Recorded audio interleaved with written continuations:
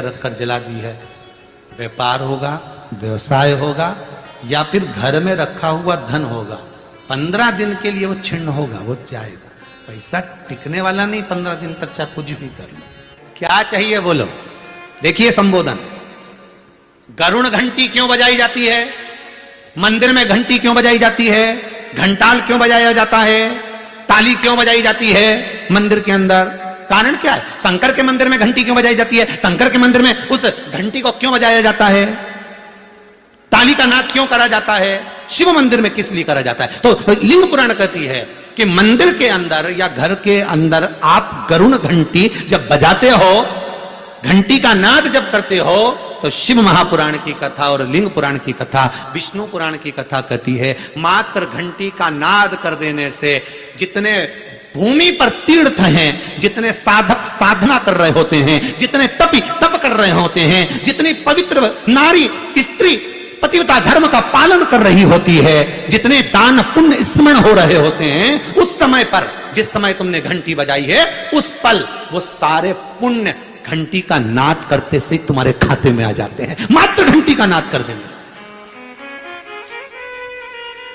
शंकर जी के मंदिर में जाकर ताली का नाद किया जाता है।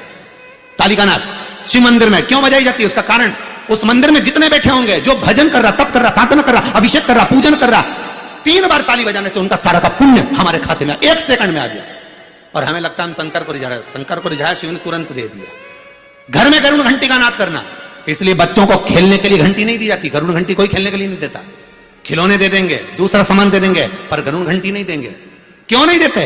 क्योंकि गरुण घंटी का जब नाद करा जाता है तो सबका पुण्य हमारे खाते में आ जाता है। कोई साधारण घंटी बजाना पूजन के समय पर, स्मरण के समय पर, भजन के, इसलिए घंटी भी हर कभी नहीं बजाई जाती, समय समय पर। और आपसे भी निवेदन है, मंदिर में भी जाओ ना तो घंटी का नाद करो तो बड़े प्रेम से करो। ऐसा नहीं कि तुम लेट बजाए जाओ बजाए जाओ बजाए जाओ, ऐसा ही नहीं कि लटकी है तो बजाए जाओ। क्या मतलब? वो घंटी को बजाने के लिए आएगी? नहीं, उसका एक समय, उसका एक संबोधन, उसका एक आनंद। कई मंदिरों में मंदिर का पट बंद हो जाता है, दरवाजा बंद हो जाता है, तो भी लोग घंटी बजा देते हैं। दोष, दोष।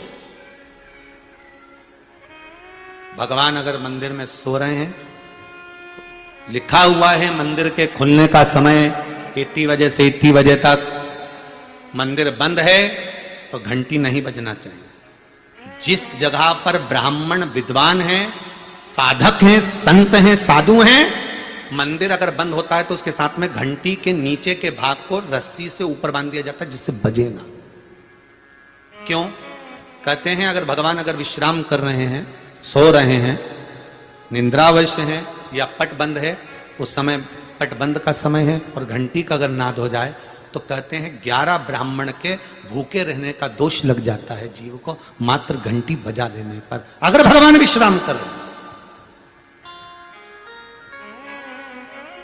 भगवान विश्राम अवस्था में है, पट बंद है, दरवाजा बंद है और लिखा हुआ है समय, मंदिर खुलने का समय 11 बजे से इतनी बजे तक, मंदिर बंद होने का समय इतनी बजे से इतनी बजे तक, और उस बीच में तुमने तो देख लिया कि पट बंद है, तुम तो आ गए, तुमने तो मन में सोचा हम तो इंदौर से आए, हम तो भोपाल से आए, हम तो वहां से आए, हम तो वहां से आए, और भगवान का मंदिर बंद है तो क्या हुआ, हम तो घंटी तो बजाएंगे, तो बजा ले जा। 11 ब्राह्मण भूखे रहने का दोष तुम्हारे खाते में। कितना सुंदर कहा है। शंकर भगवान को बेलपत्र चढ़ी हुई वापिस चढ़ सकती है, पर किसी भी देवता पर कोई फूल पुष्प आपने चढ़ाया, कोई पुष्प आपने चढ़ाया, ठंड का समय है या बारिश का समय है, पुष्प जो चढ़ाया हो सकता है कि मुरझाया नहीं हो। होता है ना कभी कभी कि पुष्प मुरझाया नहीं हो, या उसमें ताजगी हो, सुंदर दिख रहा हो, बहुत अच्छा हो, और वो पुष्प चढ़ा हुआ तुमने अगर एक बार उठा लिया, उतर गया, उतरने के बाद फूल कितना भी सुंदर हो, फूल कितना भी ताजा दिखे, पर वो देवता को समर्पित नहीं हो सकता। भले उसमें सुंदरता है। ठंड के दिनों में कई फूल ऐसे भी रहते हैं, भगवान के सामने आपने एक बार चढ़ा दिया, चढ़ाने के बाद वो रखे रहते हैं तो ऐसा लगता है कि बिल्कुल ताजे से दिख रहा है। तो कई माताओं की आदत रहती है उन्हीं फूल से वापिस श्रृंगार कर देती है, या उन पुष्प की रंगोली बनाकर भगवान के सामने डाल देती है, पर वो गलत है। वो गलत है। जिस दिए में बाती लगी हुई है, बाती पूरी जल चुकी है, उसकी राख या उसका काला थोड़ा सा भाग दिए के अंदर रखा है और आपने दूसरी बाती रखकर उसको जला दिया, तो वो जलाया गया जो भाग है लक्ष्मी को क्षीण कर देता है। 15 दिन तक व्यापार ठीक नहीं चल सकता। एक बार प्रैक्टिकल करके देखना। दिए के अंदर अगर कोई बाती जल गई, जलने के बाद ठंडी हो गई, ठंडी होकर उसमें राख पड़ी हुई है, या उसके अंदर कोई काला सा आप गोल बत्ती लगाते तो काला का एक भाग काला काला सा जला हुआ उसके अंदर रह जाता है। कई लोगों की आदत रहती है कि अभी शाम का टाइम तो है, उसको कौन हटाए, उसी में अपन दूसरी बत्ती रख दो, जला दो, उसी में रखकर दूसरी बत्ती जला दो। भाग उसी में पड़ा हुआ है पुराना, और आपने दूसरी बत्ती अगर रखकर जला दी है, व्यापार होगा, व्यवसाय होगा, या फिर घर में रखा हुआ धन होगा। 15 दिन के लिए वो छिन्न होगा, वो जाएगा।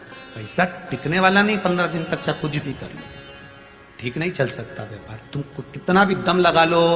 कई लोग कहते भी होंगे कि हमारी दुकान तो 8 दिन तो अच्छी चलती, 8 दिन के बाद नया क्या हो जाता है, 15 दिन अच्छी चलती, 15 दिन के बाद नया जाने क्या हो जाता है। तो उसमें गलती ढूंढो कि हम गलती क्या कर रहे हैं। नहीं तो व्यापार तो अच्छा चल रहा है, ग्राहक भी आ रहे हैं, सब कुछ होता है। जब 15 दिन ग्राहक आते हैं तो 15 दिन क्यों नहीं आते, 8 दिन ग्राहक आते हैं तो 8 दिन क्यों नहीं आते। उसके पीछे तुम्हारा कोई कारण होगा। फिर अपनी गलती को ढूंढो कि हमारी गलती क्या हो रही।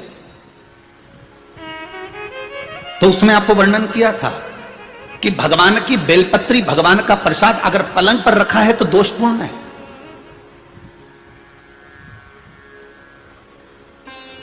वो दोषपूर्ण है।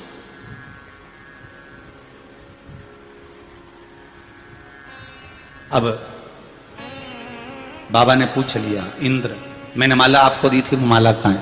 इंद्र कहते हैं मैंने तो एरावत को दे दी थी। एरावत से पूछा वो कहां है, मैंने तो अपनी मस्ती में फेंक दी, पांव के नीचे आ रही है।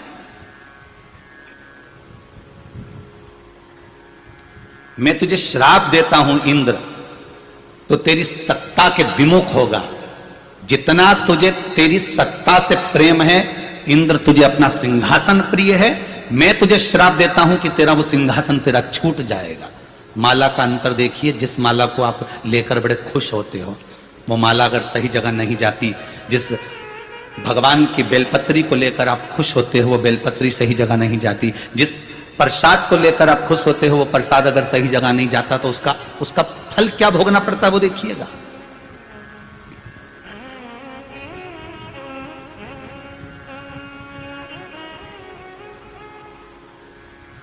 एक कथा आपको सुनाते हैं।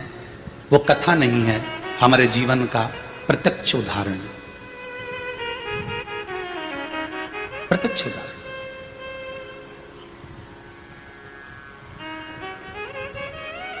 भवानी मंडी में भंवरलाल जी शर्मा रहते हैं, शायद वो कथा सुन रहे होंगे। वो कथा सुन रहे होंगे, मुझे विश्वास है। उनका नियम था, हर महीने वो गोवर्धन नाथ जी की परिक्रमा करने जाते थे, और हमारा भी नियम था, हम गोवर्धन नाथ जी की परिक्रमा हर महीने करने जाते थे। कई बार ऐसा योग बन जाता था कि वो परिक्रमा पे, हमारी कोई पहचान नहीं है, हमारी कोई जान नहीं है। ये भंवरलाल जी का नाम हमको तो बाद में मालूम पड़ा कि ये भवानी मंडी के रहने वाले। वो भी पूछा उनसे, वो भी रो रहे थे तब पूछा गया। ये हकीकत की कथा, ये कोई कथा किसी पुस्तक से नहीं है, ये प्रमाणिकता। और उनका नियम था, गोवर्धन नाथ जी की परिक्रमा करते, लगाते, भगवान को शाम के समय पर वो बाबा को राजभोग धराते, गिराता था। खूब भगवान की सत्ता थी, खूब वैभव था, खूब पैसा था।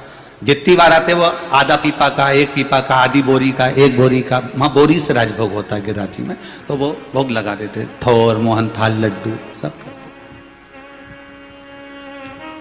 अब धीरे धीरे बहुत उनका वैभव, बहुत पैसा था भंवरलाल जी के यहाँ, काम भी अच्छा था उनका, शायद पत्थर वत्थर का कोई काम था तो अच्छा।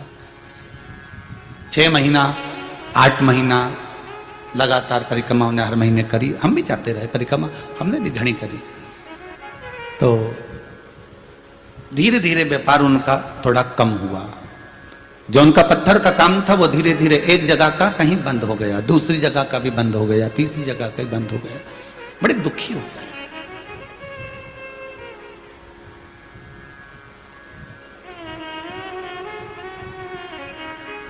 पूंछरी के लोटे के पहले मुकुट शिला आती, उस मुकुट शिला पर हम बैठे हुए थे और ये भैया निकल कर जा रहे थे और आज ये दोनों पति पत्नी की आंख में आंसू भरे हुए थे परिक्रमा करते करते। अब मुख से निकल गया, भैया आप कौन हो, क्यों रो रहे हो? और वो भी गिरिराज दादा की शरण में रो रहे।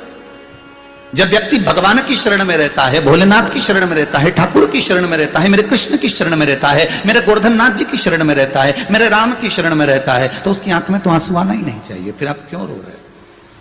अरे महाराज धोती तो पहने ही थे हम। तो कहा अरे महाराज, बहुत पहले की बात है, लगभग हो गए होंगे 8-10 साल, आज याद आई है तो बता दें। अरे महाराज बड़े दुखी हैं, क्या हो गया? हर महीने आते हैं, बाबा बहुत सुनता था, खूब वैभव था, परंतु अब कुछ बचा नहीं है। अब तो भगवान को हम भोग भी नहीं लगा पा रहे, वो स्थिति। फिर भी हम लगाते तो हैं, थोड़ा बहुत जो बन जाता। हमने कहा कुछ नहीं, गिरिराज बाबा से विनती करो, ऐसी दशा क्यों लाकर छोड़ दी? दुख दिया है आपने तो सुख भी तो आप दोगे। आप विनती करो बाबा से कि ऐसा समय क्यों लाए हो, यह समय आखिर किस लिए आया? महाराज विनती तो हम हर बार आते हैं, हर बार करके जाते हैं। पहले परिवार समेत आते थे, अब तो दोनों आ रहे हैं। ठीक है, हाँ हमने देखा है आपको 2-3 बार, आप 2-4 बार परिक्रमा में दिखे हैं, दूध चढ़ाते, भोग लगाते, पर ये दशा क्यों? चल दिया हमारे साथ में, हम भी साथ में चलते चलते पूंछरी के लोटे के अंदर वाले रास्ते से निकलते निकलते जतिपुरा पहुंच रहे हैं। तो उनसे बात करी, क्या करते हो आप यहाँ आते हो? तो हम बढ़िया सुबह ट्रेन से उतरते हैं, बढ़िया नहा धो के होटल आदि में, और भगवान की परिक्रमा करते हैं। दूध वगैरह चढ़ाना है, पूजन करना है, अर्चना करना है, अंग वस्त्र वगैरह सब पहना के शाम के समय बाबा का कुंभड़ा कर दूसरे दिन हम निकल जाते हैं। अच्छा, बस अब इसमें क्या गलती हो रही है ये पता नहीं है। वो गलती कौन सी है?